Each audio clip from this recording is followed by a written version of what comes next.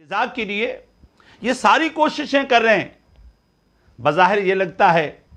کہ ہمارا مال خرچ ہو رہا ہے، مگر میں یہ سمجھتا ہوں یہ قیامت کے اور پل صراط کے اور لوگوں کے سامنے کا جو پروٹوکول ہے، یہ پیسہ، یہ مال اس کے مقابلے میں کوئی حیثیت ہی نہیں رکھتا.